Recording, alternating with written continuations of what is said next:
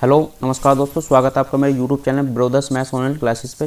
तो आज हम इस वीडियो में बात करेंगे यूपी टैट और सुपर टैट से संबंधित एक मैथ की क्लास की। ठीक है, तो जिसमें हम अपना पहला चैप्टर स्टार्ट करेंगे जिसका नाम है संख्या पत्ती। इसमें संख्याओं से संबंधित सभी जानकारी हम प्राप्त करेंगे, उसके बाद हम क्वेश्चन को करेंगे। तो आज से ही अपनी क्लास स्टार्ट हो चुकी है मैथ की, और इसमें यूपी टैट और सुपर टैट को दोनों को कंबाइन करके एक प्रॉपर बैच चलाया जाएगा जिसमें आपको कंप्लीट मैथ कराया जाएगा। ठीक है, जिससे आप यूपी टैट में 30 में से 30 नंबर कर सकते हैं और सुपर टैट में 20 में से 20 नंबर ला सकते हैं। तो आइए शुरू करते हैं। सबसे पहले चैप्टर का नाम है संख्या पत्ती। ठीक है, संख्या पत्ती से इंग्लिश में बोलते हैं नंबर सिस्टम। इंग्लिश में क्या बोलते हैं इसे? Number system. ठीक है, इंग्लिश में बोलते हैं इसे नंबर सिस्टम।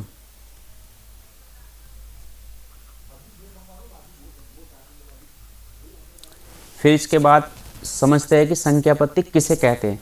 संख्या को, ध्यान से सुनिए, संख्याओं को प्रदर्शित करने वाली पद्धति संख्या पद्धति कहलाती है। ठीक है, वह पद्धति जो संख्या को रिप्रेजेंट करती है क्या कहलाती है? संख्या पद्धति। ठीक है, नंबर सिस्टम। इसमें सबसे पहले बात करेंगे हम अंक की। अंक क्या होते हैं? अंक 0, 1, 2, 3, 4, 5, 6, 7, 8, 9। ठीक है, ये टोटल कितने अंक है? टोटल है 10 अंक। कितने अंक है टोटल? 10 अंक। ठीक है, टोटल अंक की संख्या है 10। यदि हम किसी संख्या को लिखेंगे तो उस संख्या को लिखने के लिए हमें इन 10 अंकों की सहायता लेनी होगी। इन 10 अंकों की सहायता से हम किसी भी संख्या को आसानी से लिख सकते हैं। जैसे आपको लिखना है 25। क्या लिखना? 25। तो 25 में क्या क्या लिखना आपको? एक तो 2 लेना है और एक 5। ध्यान दीजिए, इन सभी अंकों की सहायता से तो हुआ। देखो 2 इस अंकों में है 5 भी है, तो इनकी सहायता से हमने 25 को लिख दिया। ठीक है, तो किसी भी संख्या को यदि हम लिखेंगे तो हमें इन अंकों की आवश्यकता पड़ेगी। ठीक है, अब चलते हैं संख्या के बारे में। संख्या के बारे में जानते हैं। संख्या सबसे पहले 2 भागों में बढ़ती है, वास्तविक संख्या और काल्पनिक संख्या। तो हम इसमें जो करेंगे वो करेंगे वास्तविक संख्या की बात। ठीक है, वास्तविक संख्या उसके जितने भी भाग है उन सब के बारे में डिस्कस करेंगे। तो काल्पनिक संख्या से हमें कोई लेना देना नहीं है। ठीक है, हमारे सिलेबस से में काल्पनिक संख्या का कोई रोल नहीं है। तो हम जो बात करेंगे वो वास्तविक संख्या करेंगे, उसके सभी भागों की। बात आई समझ में? आइए समझते हैं। सबसे पहले हम देखेंगे कि वास्तविक संख्या क्या होती है। वास्तविक संख्या को प्रेजेंट करने के लिए एक लाइन मेथड होता है। ठीक है, लाइन पर प्रेजेंट की जाती हैं। एक लाइन ले लीजिए। ठीक है, इस लाइन में पहले से ये 0 रख दी, 0 के बाद इसे पॉजिटिव 1, 2, 3 कहाँ तक? प्लस इन्फिनिटी तक। इधर -1, -2, -3, इधर -इन्फिनिटी। ठीक है, तो वास्तविक संख्या कहाँ से होती है? -इन्फिनिटी से लेके प्लस इन्फिनिटी तक। प्लस इन्फिनिटी का मतलब इसका कोई अंत नहीं है। ठीक है, ये प्लस की वैल्यू हो तो प्लस इन्फिनिटी लेंगे, इसका कोई अंत नहीं है प्लस में बढ़ते हुए। ठीक है, माइनस इन्फिनिटी का, माइनस इन्फिनिटी में माइनस की जो वैल्यू है इनका कोई अंत नहीं है, माइनस तक ये चलती जाएंगी जाएंगी। ठीक है, इन्फिनिटी का मतलब अनंत तक, जिसका कोई छोड़ नहीं है, एंड नहीं है। ठीक है, और इसमें क्या है? 0 भी शामिल है। क्या शामिल है इसमें? 0 भी शामिल है। ठीक है, तो ये सभी संख्या कैसी होंगी? वास्तविक संख्या। कैसी संख्या होंगी? वास्तविक संख्या। मतलब -इन्फिनिटी से लेकर प्लस इन्फिनिटी तक जो संख्या है ये सभी वास्तविक संख्या कहलाती हैं। अब आगे चलते हैं नेक्स्ट पर। इसका जो भाग है सबसे पहले प्रेमी संख्या। कितनी संख्या? प्रेमी संख्या, परिमेय संख्या। ठीक है, अब परिमेय संख्या को समझते हैं। वे संख्याएं जो p/q, वे संख्याएं जो p/q के रूप में हो। ठीक है, कोई संख्या दी गई है, किस फॉर्म में होनी चाहिए? वो p/q की फॉर्म में। यदि वे p/q की फॉर्म में, और q क्या है? Does not equal to 0, q की वैल्यू 0 नहीं होनी चाहिए। बात आई समझ में? p क्या है इसमें? p को बोल लेंगे हम अंश और q को बोल लेंगे हर। तो एक भिन्न है, एक फ्रैक्शन के रूप में बन गया। p/q के रूप में कोई संख्या दी गई है आपको जिसमें q की वैल्यू 0 नहीं होनी चाहिए, और p और q क्या है? p और q एक पूर्णांक है। पूर्णांक का मतलब पूरे अंक है। ठीक है, पूर्णांक का मतलब कोई पूर्ण अंक है। हो गए क्लियर? ठीक है, अब समझते हैं। उदाहरण के लिए ले लीजिए जैसे 2/3 2/3 p/q की फॉर्म में लिखा हुआ है, बिल्कुल करेक्ट है। ये q की वैल्यू है 3, q बराबर कितना दिया आपको 3, तो 0 तो नहीं है, ठीक है, बिल्कुल क्लियर। उसके बाद कह रहा है p और q पूर्णांक होना चाहिए, 2 भी पूर्णांक है और 3 भी पूर्णांक है, क्लियर।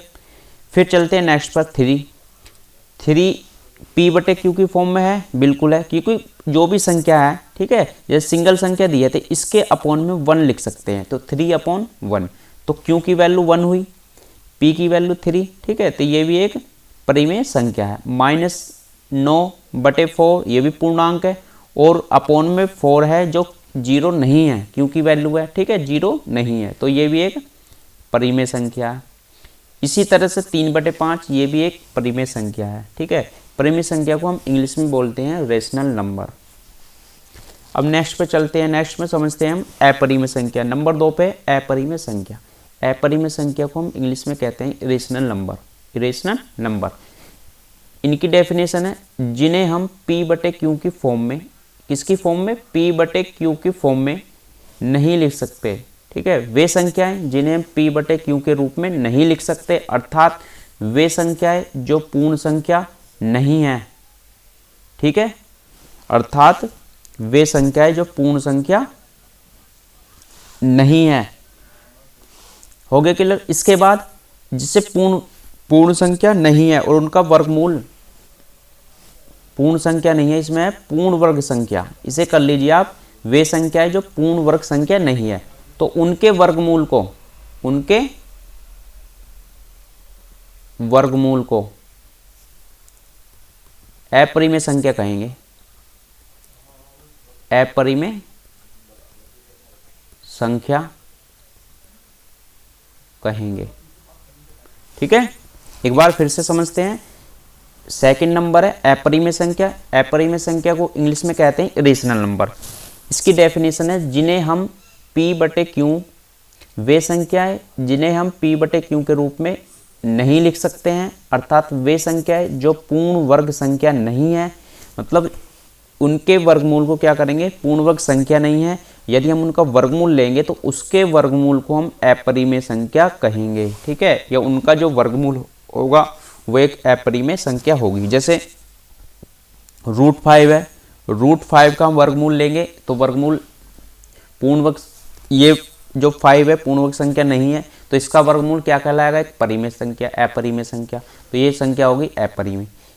पाई एक अपरिमेय संख्या है और √3 ये भी एक अपरिमेय संख्या है, ठीक है। इनका पूरा वर्गमूल नहीं निकल सकता, तो ये कैसी संख्या है, अपरिमेय संख्या। बात आई समझ में, ठीक है। चलते हैं नेक्स्ट पर। अब नेक्स्ट नंबर 3 पे स्टार्ट है, ये है नंबर 3 पे दिया गया आपको प्राकृतिक संख्या। प्राकृतिक संख्या, प्राकृतिक संख्या किन्हें कहते हैं, इंग्लिश में इन्हें नेचुरल नंबर बोलते हैं। क्या बोलते हैं, नेचुरल नंबर, ठीक है। जिन्हें हम गिन सकते हैं, जिन्हें हम गिन सकते हैं, ठीक है। वे संख्याएं जो हमारे गिनती में प्रयोग की जाती हैं, वे संख्याएं जो हमारी गिनती में प्रयोग की जाती हैं या जिन्हें हम गिन सकते हैं, ये केवल धनात्मक होती है। कैसी संख्या होती है, सभी पॉजिटिव होती हैं। जितनी भी पॉजिटिव संख्या हैं, ये कैसी संख्या है, प्राकृतिक संख्या, जो स्टार्ट कहाँ से होती है, 1 से। कहाँ से स्टार्ट होती है, 1 से। 1 2 3 4 5 इस तरह से कहाँ तक जाएंगी, लास्ट तक, अनंत तक, लास्ट तक जाएंगी, अनंत तक, ठीक है। तो वे संख्या जिन्हें हम गिन सकते हैं या जिनका गिनती के रूप में हम उपयोग करते हैं, और ये टोटल कैसी होती है, पॉजिटिव होती हैं। सभी कैसी होती हैं, पॉजिटिव।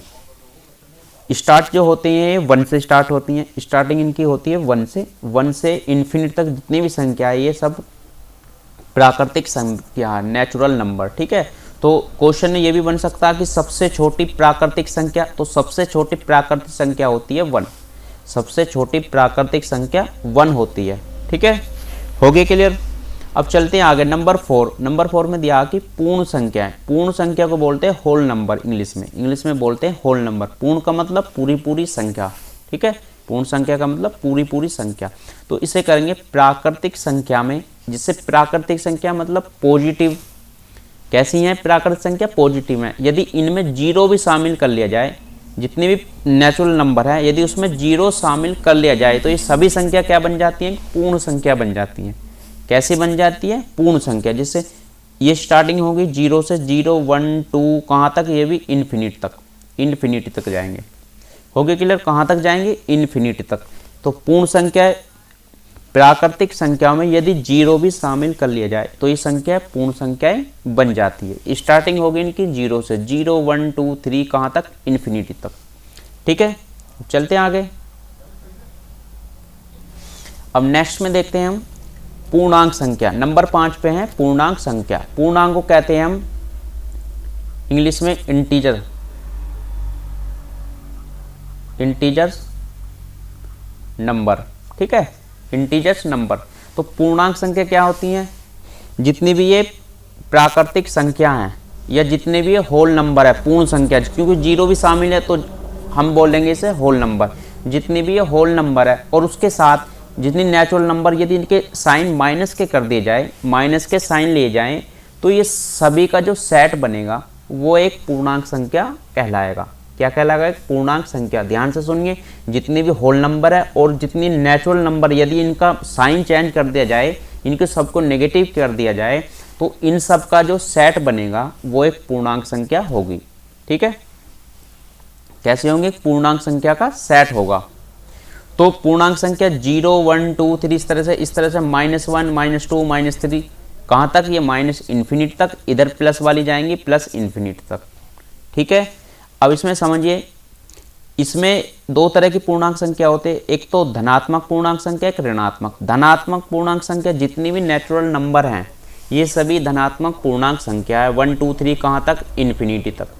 जितनी भी नेचुरल नंबर है सारी धनात्मक पूर्णांक संख्या है। ऋणात्मक पूर्णांक -1 -2 -3 माइनस इन्फिनिटी तक, ये कहाँ तक जाएंगी, माइनस इन्फिनिटी तक। ये सभी कैसी है, ऋणात्मक पूर्णांक संख्या। ठीक है, अब नेक्स्ट, अब 0 बची। तो 0 क्या है, 0 एक उदासीन है। उदासीन, उदासीन कैसे होते, उदासीन का मतलब यह है कि 0 ना तो पॉजिटिव है और ना नेगेटिव, इनके बीच में है। ठीक है, ना तो पॉजिटिव है और ना नेगेटिव, तो बीच में एक बची, क्या, इसे बोल देंगे हम उदासीन, मतलब न्यूट्रल। ठीक है, अब चलेंगे आगे। पूर्णांक संख्या होगी। ठीक है, अब नेक्स्ट में पढ़ेंगे कितनी संख्या होगी हमारे पास, ये होगी 5। अब चलते हैं 6 पे। 6 नंबर पे है सम संख्या। सम संख्या, ठीक है, इन इंग्लिश में बोलते हैं हम इवन नंबर, इवन नंबर। इसे लिख लीजिए, वे संख्याएं जो 2 से पूर्णतः विभाजित हो। शॉर्ट में लिख रहा हूं इसे मैं, जो 2 से पूर्णतः विभाजित। ठीक है, शॉर्ट में मैंने लिख दिया जो 2 से पूर्णतः विभाजित हो। सम संख्याएं इंग्लिश में बोलते हैं हमें इवन नंबर। जो संख्या 2 से पूर्णतः विभाजित हो वो इवन नंबर कहलाती हैं, सम संख्या कहलाती हैं। जैसे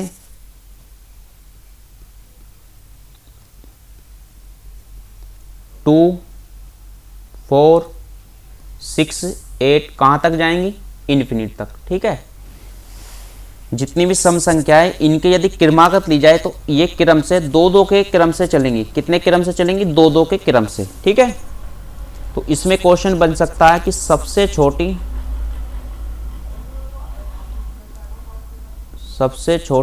सम संख्या, आपसे पूछ सकता है कि सबसे छोटी सम संख्या, तो इसका आंसर होगा सही 2। सबसे छोटी सम संख्या 2 होती है।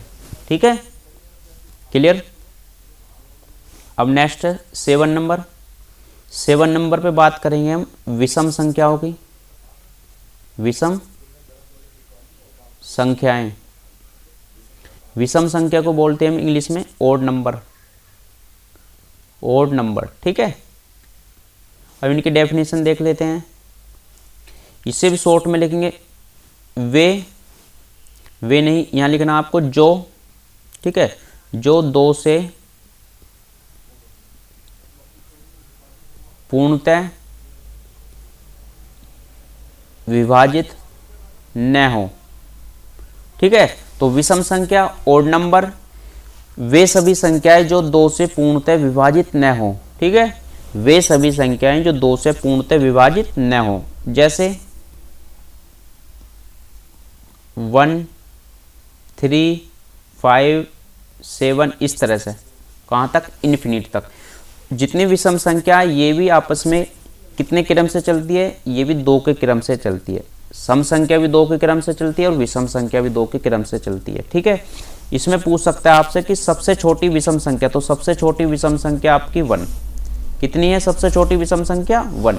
ठीक है, तो सबसे छोटी विषम संख्या आपकी 1। अब नेक्स्ट संख्या की बात करेंगे। नेक्स्ट संख्या हमारी भाज्य संख्या। भाज्य संख्या क्या होती है आज ये जानते हैं। भाज्य संख्या को हम इंग्लिश में बोलते हैं कंपोजिट नंबर। ठीक है, कंपोजिट नंबर। इसकी डेफिनेशन है वे प्राकृतिक संख्याएं जो 1, ठीक है ध्यान से सुनिए, वे प्राकृतिक संख्या जो 1 तथा स्वयं का मतलब वो खुद अपने आप से के सिवा किसी अन्य संख्या से विभाजित हो। वे सभी संख्याएं जो 1 अपने आप इन दोनों के अलग किसी अन्य संख्या से भी विभाजित हो, ठीक है, तो वो कैसी संख्या कहलाएंगे, वो भाज्य संख्या कहलाएंगी। ठीक है, या ये भी बोल सकते हैं वे संख्याएं जिनके 2 से ज़्यादा फैक्टर हो। 2 से ज़्यादा, एक तो वो खुद होगी, एक 1 होगी, उसके अलग कोई तीसरा फैक्टर हो। ठीक है, या 3 से ज़्यादा हो। 2 से ज़्यादा जिसके फैक्टर हो तो उसे हम भाज्य संख्या कहते हैं। ठीक है, 2 फैक्टर में कौन कौन से होंगे, एक तो वो संख्या खुद होगी और एक 1 होगा। ये नहीं कि अन्य फैक्टर कोई मिल जाए इसके। 2 फैक्टर में एक तो 1 होगा और एक वो स्वयं वो संख्या होगी, उसके बाद अन्य कोई संख्या होगी, ठीक है, उससे विभाजित होती है तो वो संख्या भाज्य संख्या कहलाएगी। हो गया क्लियर। ठीक है, जैसे उदाहरण के लिए ये 4 के फैक्टर करेंगे हम, एक तो 1 से डिवाइड होगा, एक ये 2 से डिवाइड होगा, एक 4 से। ठीक है, तो 3 फैक्टर बने। इसी तरह से 9 से 1 से डिवाइड होगा, ये 3 से डिवाइड होगा, फिर 9 से। इसी तरह से 6 को 1, 2, ये 3 और 6। ठीक है, 1 से भी डिवाइड होगा, 2 3 6, 3 दूनी 6, 6 एकम 6। ठीक है, कितने फैक्टर बन गए इसके, 4 फैक्टर बन गए। ये सभी संख्या कैसी हैं, भाज्य संख्या।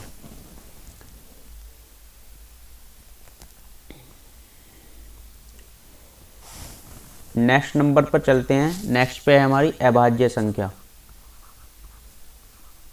अभाज्य संख्या जिन्हें हम इंग्लिश में बोलते हैं प्राइम नंबर। प्राइम नंबर, ठीक है। अब प्राइम नंबर क्या होती हैं, प्राइम नंबर इससे अपोजिट वे संख्याएं या वे प्राकृतिक संख्याएं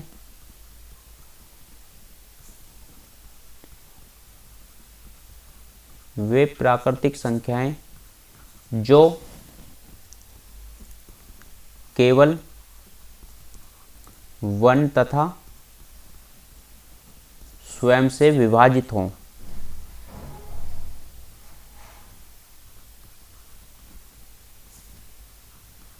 ठीक है, अभाज्य संख्या, प्राइम नंबर, वे प्राकृतिक संख्याएं जो केवल 1 तथा स्वयं अपने आप से विभाजित हों, कैसे संख्या कहलाएंगी, अभाज्य संख्या। जैसे कि 2, 3, 5, 7, 11, ठीक है, इस तरह से चलती जाएंगी।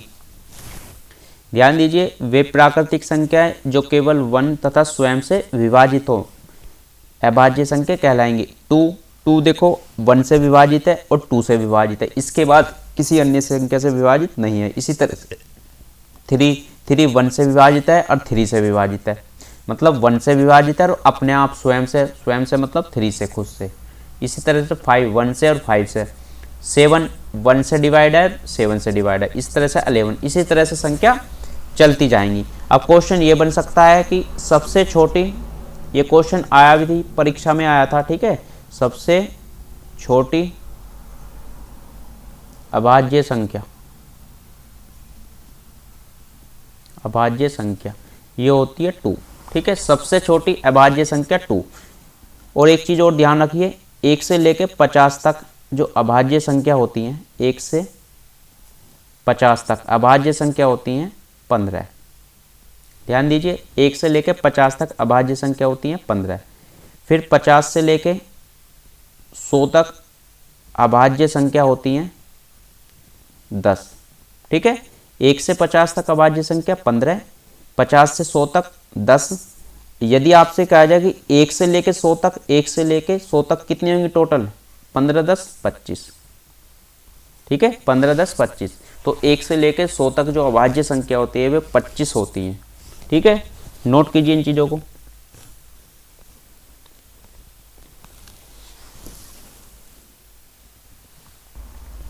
अब नेक्स्ट बात करेंगे, यदि आपको क्वेश्चन में दे दिया गया कि ये निम्नलिखित में से आपको पता लगाना है कि कौन सी अभाज्य संख्या है, तो अभाज्य संख्या कैसे ज्ञात करेंगे इसके लिए मैं आपको बताता हूँ। ठीक है, क्वेश्चन में ये पूछ सकता है, 4 विकल्प देगा आपको, उसमें से कह देगा कौन सी अभाज्य संख्या है। तो छोटी संख्या तो आपको पता है, छोटी संख्या तो आपको पता है। ठीक है, 2 3 5 7 11 इस तरह से हम ज्ञात कर, लेकिन जो बड़ी संख्या है तो उसको कैसे पता करेंगे, उसको कैसे पता लगाना कि यह अभाज्य संख्या है क्या नहीं। ठीक है, तो उदाहरण के लिए देख लीजिए, जैसे मान लीजिए हमारे पास कोई संख्या है 241। क्या संख्या है? 241। ठीक है, पहले इसका तरीका बताता हूं मैं आपको क्या यूज करना है। इसका यूज करना है इस फॉर्मूले का, n² ग्रेटर देन इक्वल, ठीक है, x क्या है? x को वो संख्या है जो विकल्प में दी गई है। n² क्या है वो आपको बताऊंगा अभी। ठीक है, n² क्या है? n² आपको ये लेना है जो ये x दिया गया है। ठीक है, x जो दिया गया है तो आपको ये देखना है जो x है, और n क्या लेना है? n वो लेना है जो इससे बड़ी, ठीक है, इससे बड़ी या इससे छोटी, ध्यान देना, इससे बड़ी या इससे छोटी।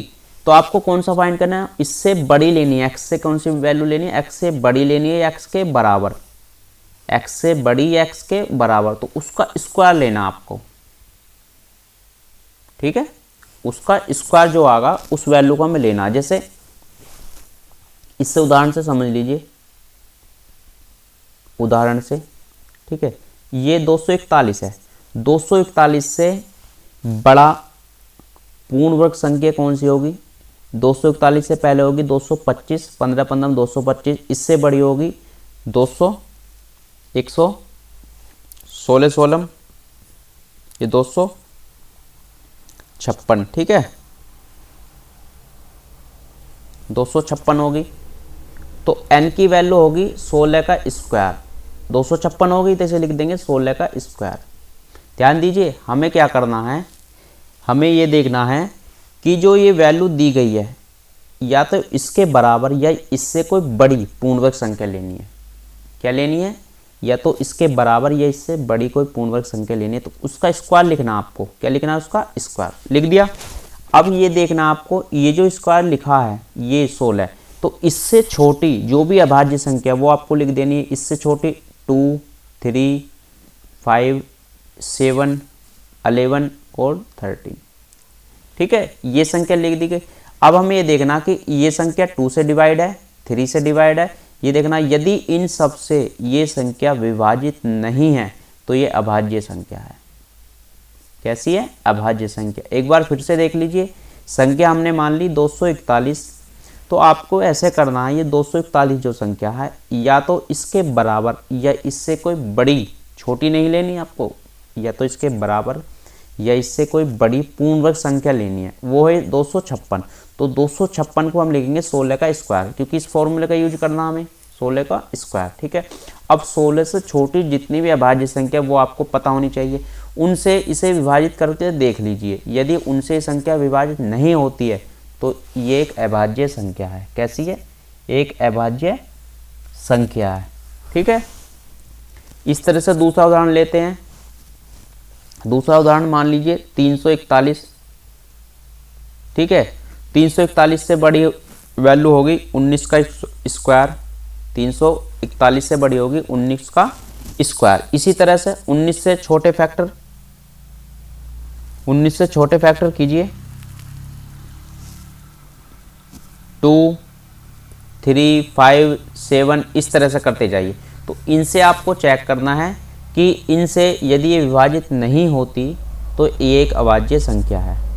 आया समझ में? तो इस फॉर्मूले का यूज करके हमें पता लग जाएगा कि संख्या अभाज्य है या नहीं। ठीक है, नोट कीजिए इसे।